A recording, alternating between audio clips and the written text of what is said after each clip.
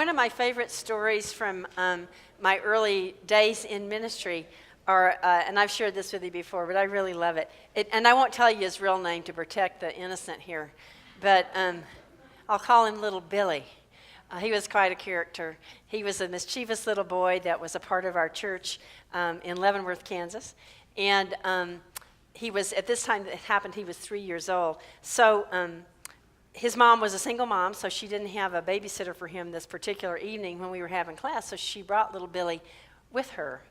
And so we're sitting in before class, as we always do as a part of class. We're going to have our meditation. So there were, I don't know, maybe 5 or 6 or 7 or 8 women. We were sitting in a circle.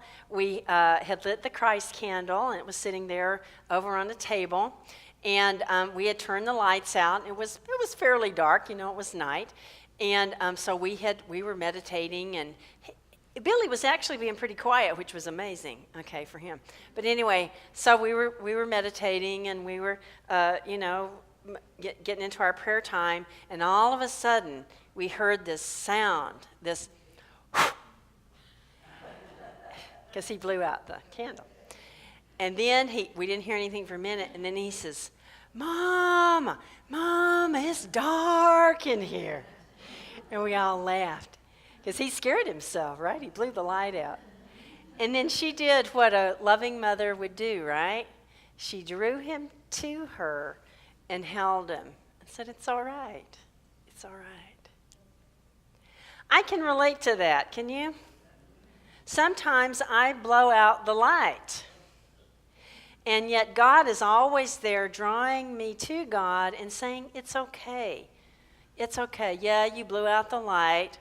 And it's okay. I'm still here. You don't need to be afraid because I am still here.